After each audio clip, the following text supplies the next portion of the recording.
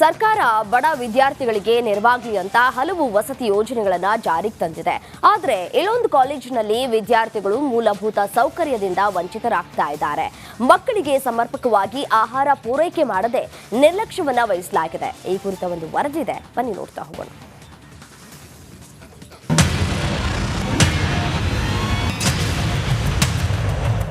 ಹೌದು, ಯಾದಗಿರಿ ಜಿಲ್ಲೆಯ ವಡಗೇರ ಪಟ್ಟಣದ ಕಸ್ತೂರ್ಬಾ ಬಾಲಕಿಯರ ವಸತಿ ನಿಲಯದ ವಿದ್ಯಾರ್ಥಿಗಳು ಸಂಪೂರ್ಣವಾಗಿ ಮೂಲಭೂತ ಸೌಕರ್ಯಗಳಿಂದ ವಂಚಿತರಾಗಿದ್ದಾರೆ. ಕಳೆದ 1 ತಿಂಗಳಿನಿಂದ ವಸತಿ ಶಾಲೆಯ ವಿದ್ಯಾರ್ಥಿಗಳಿಗೆ ಸಮರ್ಪಕವಾಗಿ ಊಟ ಸಿಗುತ್ತಿಲ್ಲ. ಹೀಗಾಗಿ ವಿದ್ಯಾರ್ಥಿಗಳು ಅರ್ಧಂಬರ್ಧ ಹೊಟ್ಟೆಯಲ್ಲೇ ಮಲಗುವಂತಾಗಿದೆ. ವಿದ್ಯಾರ್ಥಿಗಳು ಹಸಿವಿನಿಂದ ಬಳಲ್ತಾ ಇದ್ರೂ ಅಧಿಕಾರಿಗಳು ಆಹಾರ ಪೂರೈಕೆಯನ್ನ ಮಾಡ್ತಿಲ್ಲ. ಎಲ್ಲಾನು ಸಮಸ್ಯೆ ರೀ, ಯಾವುದು ಪೂರ್ತಿಯಾಗಿ ಇಲ್ಲ ರೀ. ಮೆನು ಪ್ರಕಾರ ಊಟ ಕೊಡಲ್ಲ ರೀ. ಮತ್ತೆ ಹಾಲು ಕೊಡ್ತಾರೆ, 2.5 ಲೀಟರ್ ಹಾಲು ಕೊಡ್ತಾರೆ, 150 ಜನ ಕುಡಿಬೇಕಂತಾರ್ರಿ.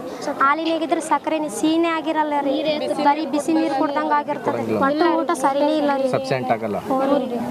ಅಂದ್ರೆ ಅರ್ಧಂಬರ್ಧ ಕೊಡ್ತಾರ. ಇನ್ನು ದೇವರು ಕೊಟ್ಟರು ಪೂಜಾರಿ ಕೊಡಲಿಲ್ಲ ಎನ್ನುವಂತೆ ಈ ಹಾಸ್ಟೆಲ್ ವಿದ್ಯಾರ್ಥಿನಿಯರಿಗೆ ವಾರ್ಡನ್ ಹಾಗೂ ಮುಖ್ಯ ಶಿಕ್ಷಕಿ ಲಲಿತಾಬಾಯಿ ನಾಟೇಕರ್ ನೌಟಂಕಿ ನಾಟಕವನ್ನು ಆಡ್ತಿದ್ದಾರೆ.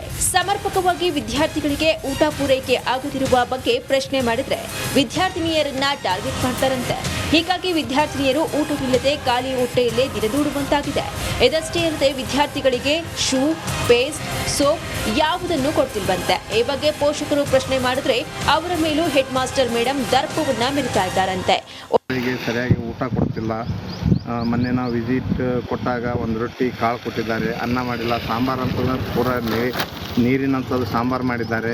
ಮೇಡಮ್ HM ಕೇಳಿದ್ರು, ಅವರು ಪರ್ಮಿಷನ್ ಇಲ್ಲ, ನೀವು ಒಳಗೆ ಹೆಂಗೆ ಬಂದಿರಿ ಹೆಂಗಿಲ್ಲ ಅಂತ ನಮಗೆ ಧಮಕಿ ಹಾಕಿದ್ದಾರೆ.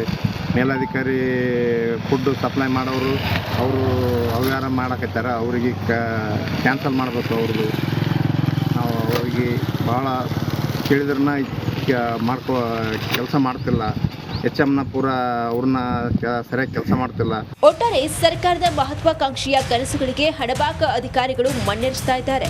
ಸರ್ಕಾರ ಆಹಾರ ಕಿಟ್ ಪೂರೈಕೆ ಮಾಡಿದ್ರೂ ಮಕ್ಕಳಿಗೆ ಸಮರ್ಪಕವಾಗಿ ಊಟ ನೀಡದ ಶಿಕ್ಷಕಿಯ ವಿರುದ್ಧ ಸಾರ್ವಜನಿಕರು ಕ್ರಮವನ್ನ ಕೈಗೊಳ್ಳಬೇಕು ಅಂತ ಒತ್ತಾಯವನ್ನ ಮಾಡ್ತಿದ್ದಾರೆ.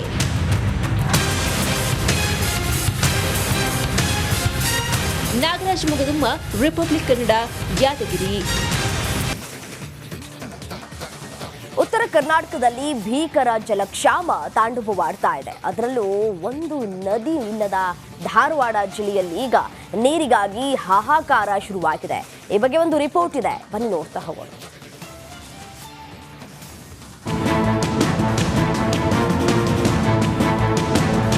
ಧಾರವಾಡ ಜಿಲ್ಲೆ ಅರೆಮಲೆನಾಡಿನ ಪ್ರದೇಶವಾಗಿದ್ದರೂ ಕುಡಿಯುವ ನೀರು ಮತ್ತು ಕೃಷಿ ಚಟುವಟಿಕೆಗಾಗಿ ಪಕ್ಕದ ಜಿಲ್ಲೆಗಳನ್ನು ಅವಲಂಬಿಸಬೇಕಿದೆ. ಬೆಳಗಾವಿ ಜಿಲ್ಲೆಯ ಮಲಪ್ರಭಾ ಜಲಾಶಯವೇ ಧಾರವಾಡ, ಹುಬ್ಬಳ್ಳಿ, ಅವಳಿ ನಗರ ಮಾತ್ರವಲ್ಲ, ಜಿಲ್ಲೆಯ ಅನೇಕ ಹಳ್ಳಿಗಳಿಗೂ ನೀರು ಪೂರೈಸುವ ಜಲಮೂಲ.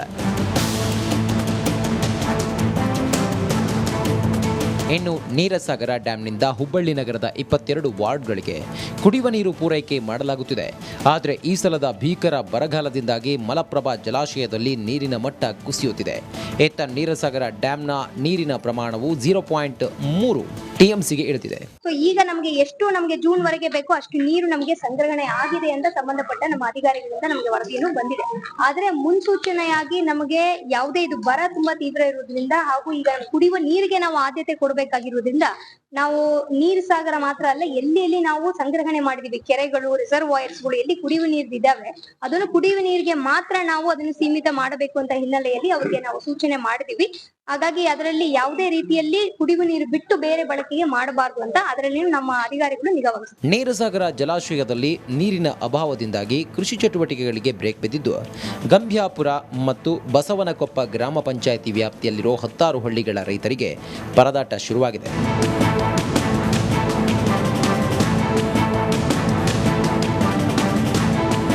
ಧಾರವಾಡ ಜಿಲ್ಲೆಯ 152 ಹಳ್ಳಿಗಳಿಗೆ ಕುಡಿಯುವ ನೀರಿನ ಸಮಸ್ಯೆ ಎದುರಾಗಬಹುದು ಅಂತ ಜಿಲ್ಲಾಡಳಿತ ಅಂದಾಜಿಸಿದೆ. ಇದಕ್ಕೆ ತಕ್ಕಂತೆ ಎಲ್ಲ ತಯಾರಿಗಳನ್ನು ಮಾಡಿಕೊಳ್ಳಲಾಗುತ್ತಿದೆ. DV Kammar, republic Kannada, Dharwad.